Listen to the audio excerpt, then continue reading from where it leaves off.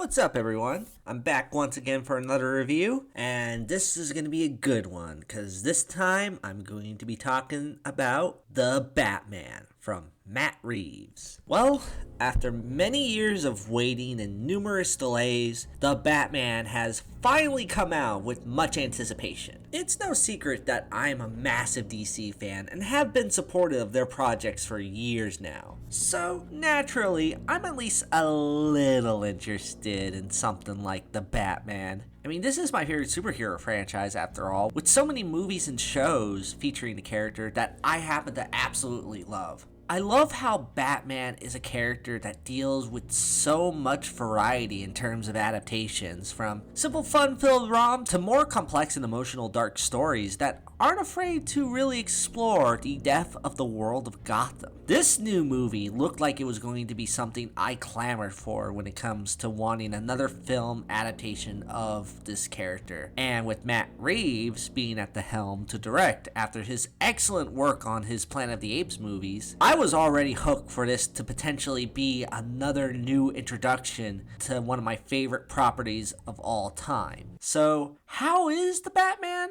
Well, when I watched this movie, I thought of something major during all of it, as I feel that I'm often more critical on more big franchise type movies sometimes, and I think because a lot of it just tends to be very stale. They don't want to create something new or invented with it. They just want to give us the exact same thing with nothing new, when they don't realize you have to do more with making a pre-existing property of any sort feel refreshing. This shit right here. This is the kind of thing I am looking for when making a new thing to an iconic franchise. The Batman is every bit as good as you've heard, with it being both familiar at its core with its character and what to expect from a Batman movie, while also being a refreshing new take on this character. This movie gets the Caped Crusader so right on so many aspects that I can't even think of where to begin. I think we'll start with how the movie is as a film from an aesthetic level. Cause holy hell, if we're talking about visuals, this film is mesmerizing from beginning to end. The cinematography in this is on point, with so many shots where I'm in awe of the spectacle shown on screen. But not because this film is an effects-driven blockbuster, quite the contrary, as this is a film that's more centered around world building,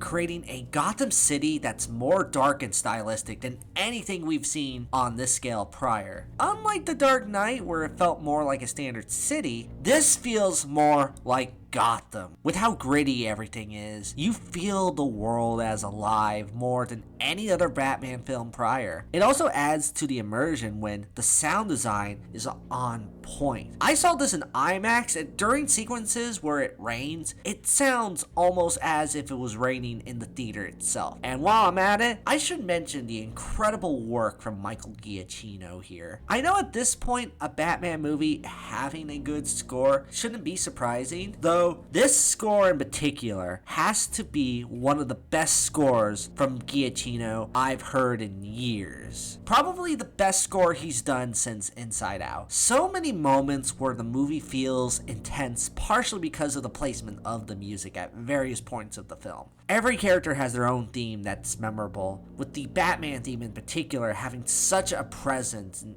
every single moment it appears. All of this makes Gotham never feel more alive than how it is seen on this film. Of course, it wouldn't be a Batman film without a proper cast of characters that bring in new interpretations of characters we're already familiar with. Starting with the needlessly controversial casting of Robert Pattinson as Bruce Wayne, Rob brings something very different to the table as this character. This version of Bruce is a lot more recluse and quiet compared to the more playboy billionaire archetype we've seen in previous adaptations. It's all intentional here, as this version of Batman is known for being in the shadows and mysterious, so to have a Bruce that's more representative of that in a film that emphasizes on being more of a crime thriller, I say it fits very well.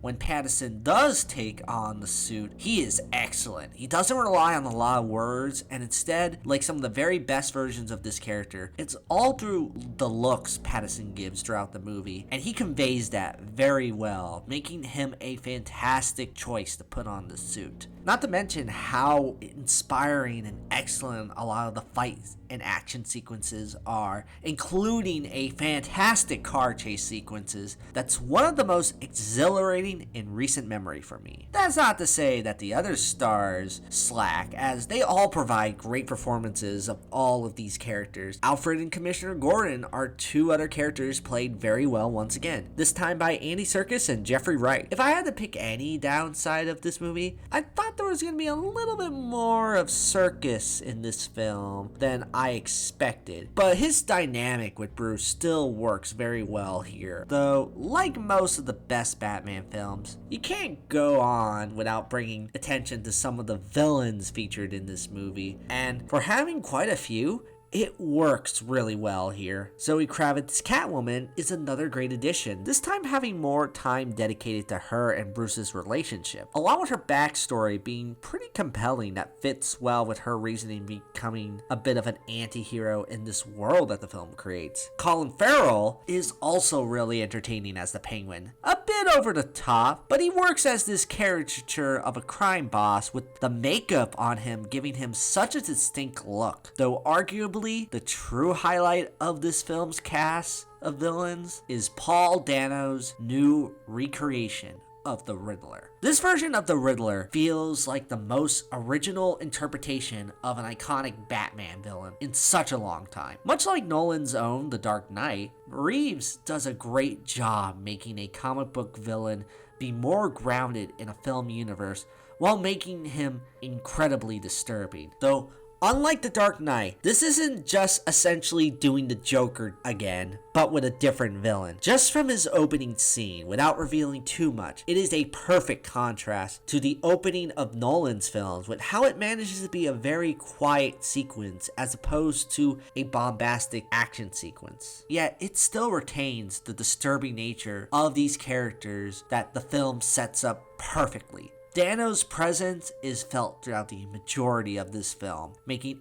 every single threatening action he does feel incredibly impactful. He does scream a lot at a certain point, but that's also Paul Dano. At this point, I feel like that's him in almost every movie he's in. But damn is he good at it with this film right here. In relationship to the villains though, one of the biggest aspects of this film that makes it such a significant Batman movie, as much as like the very best DC project, it is very bold. This is a film that's not afraid to be dark and gritty, but it also has a ton of substance to it with how the film portrays the themes of complex gray areas. The Batman villains are often compelling not because they indulge on being evil, which can be fun in its own right, but more so because of how there's a lot more to them than these characters just being bad guys. Gotham in this film showcased the dark underbelly of those in power and those who have claimed to protect the city. We see that not everyone who claims that they're good is 100% perfect, and those who are seen as villains have reasonings for being the way they are. There are people who dealt with extreme tragedies, making them do the things they do out of desperation, despite how immoral it might be. Batman in this film has to balance that act out really well, and it adds to a core element of his character of being the true hero of Gotham. But it also showcased the struggles of that very well, with him being stressed after questioning what it means to be the savior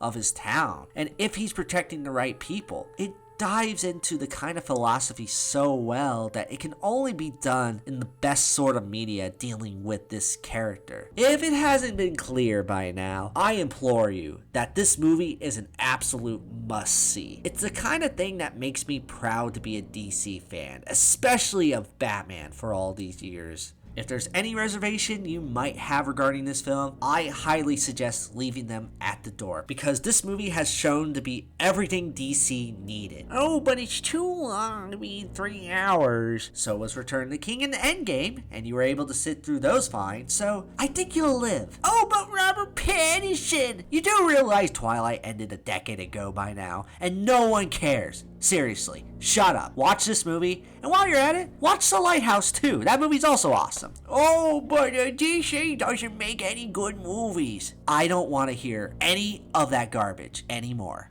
At this point since 2019, I honestly say DC has had the best track record for them in such a long time with how much they've improved over the years. The days of Suicide Squad 2016 and Justice League are over, and the Batman just cemented that fact. Possibly more than any other recent DC film of this era. So take that for what it's worth. And I'm gonna give the Batman a well-deserved